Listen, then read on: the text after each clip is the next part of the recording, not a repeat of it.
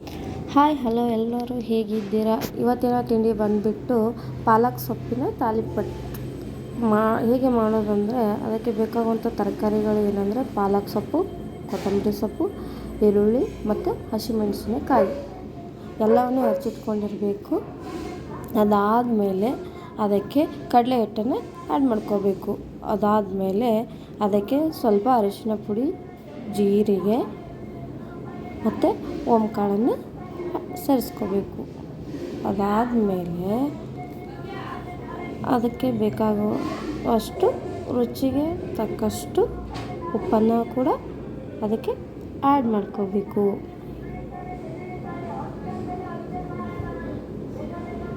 ಮಾಡ್ಕೊಂಡು ಆದಮೇಲೆ ಅದನ್ನು ಚೆನ್ನಾಗಿ ಮಿಕ್ಸ್ ಮಾಡ್ಕೊಳ್ಳಿ.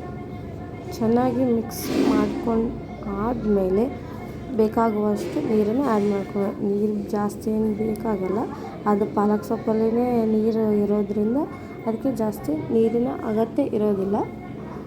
ಆದರೆ ಜಾಸ್ತಿ ನಿಮಗೆ ಗಟ್ಟಿ ಅಂತ ಅನ್ನಿಸ್ತಾ ಇತ್ತಂದರೆ ಅದಕ್ಕೆ ಸ್ವಲ್ಪ ನೀರನ್ನೇ ಆ್ಯಡ್ ಮಾಡ್ಕೊಳ್ಳಿ. ಅದಾದಮೇಲೆ ಸ್ವಲ್ಪ ನೋಡಿ ಕೈಯಲ್ಲಿ ಉಂಡೆ ಆಕಾರ ಸ್ವಲ್ಪ ಆಗುತ್ತಾ ಇಲ್ಲ ಅಂತ ಹೇಳ್ಬಿಟ್ಟು ಉಂಡೆ ಥರ ಆಗ್ತಾಯಿದ್ರೆ ಸ್ಟವನ್ನು ಹತ್ತಿಸ್ಕೊಂಡ್ಬಿಟ್ಟು ತವ ಇಟ್ಟು ತವನ ನೀಟಾಗಿ ಬಿಸಿ ಆಗೋ ತನಕ ಕಾದಾದಮೇಲೆ ಸ್ವಲ್ಪ ಎಣ್ಣೆ ತವಕ್ಕೆಲ್ಲ ಎಣ್ಣೆ ಒರೆಸ್ಬಿಟ್ಟು ಅದಾದಮೇಲೆ ನೀರನ್ನು ಕೈಗೆ ಅಂಟಿಸ್ಕೊಂಡ್ಬಿಟ್ಟು ಅದು ತಾಲಿಪಟ್ಟು ಆ ಹಿಟ್ಟನ್ನು ತೆಗೆದುಕೊಂಡು ಹಂಚಿನ ಮೇಲೆ ಆ ಉಂಡೆ ಅಂತ ಮಾಡ್ಕೊಂಡಿರ್ತಾರಲ್ಲ ಅದನ್ನು ನೀಟಾಗಿ ರೌಂಡಾಗಿ ತಟ್ಕೋಬೇಕು.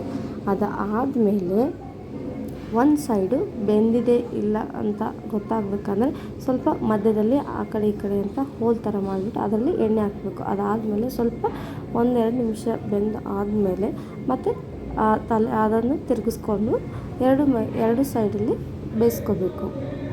ಆದಮೇಲೆ ಬಿಸಿ ಬಿಸಿ ತಾಲಿಪಟ್ಟು ತಿನ್ನಲು ರೆಡಿ. ಬೇಕಿದ್ದರೆ ನೀವು ಒಂದು ಸಾರಿ ಮಾಡಿ ರುಚಿಯನ್ನು ರೆಡಿ ಆದಮೇಲೆ ಮತ್ತೆ ನಾನು ಇನ್ನೊಂದು ಸಾರಿ ನಿಮಗೆ ಮಾಡಿ ತೋರಿಸ್ತೀನಿ ಇನ್ನೊಂದು ತಾಲಿಪಟ್ಟನ್ನ. ಅದು ಕೂಡ ಅದೇ ರೀತಿ ಚೆನ್ನಾಗಿ ಬ್ರೌನ್ ಕಲರು ಬರುತ್ತೆ. ನೋಡಿ ಎಷ್ಟು ಚೆನ್ನಾಗಿ ಬಂದಿದೆ ಅಲ್ವಾ ತಾಲಿಪಟ್ಟು. ಇದು ತಿಂಡಿಗೆ ಅಥವಾ ಮಧ್ಯಾಹ್ನ ಊಟಕ್ಕೆ ಅಥವಾ ರಾತ್ರಿ ಊಟಕ್ಕೆ ಯಾವಾಗ ಬೇಕಾದರೂ ಮಾಡಿಕೊಂಡು ತಿನ್ಬೋದು. ಅದು 10 ನಿಮಿಷದಲ್ಲಿ ರೆಡಿ ಆಗುವಂಥ ತಾಲಿಪಟ್ಟಿದು. ಪಾಲಕ್ ಸೊಪ್ಪಿಲ್ಲ ಅಂದ್ರೂ ಪರವಾಗಿಲ್ಲ, ಬೇರೆ ಯಾವುದಾದ್ರೂ ಸೊಪ್ಪಿದ್ದರೆ ಹಾಕೋಬೋದು. ಮೆಂತ್ಯ ಸೊಪ್ಪಿದ್ರೂ ಕೂಡ ಅದರಲ್ಲಿ ಆ್ಯಡ್ ಮಾಡ್ಕೋಬೋದು.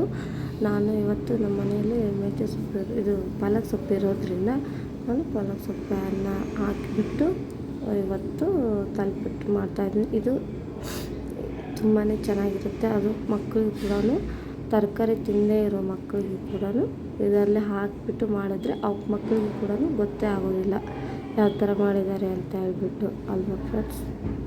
ಅದಕ್ಕೆ ಎಲ್ರಿಗೂ ಕೂಡ ಇದು ಒಳ್ಳೆಯದು.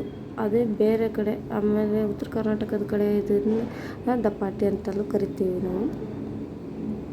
ಹಾಗೆ ಮಸಾಲ ರೊಟ್ಟಿ ಕೂಡ ಅಂತಾರೆ ಕೆಲವರು.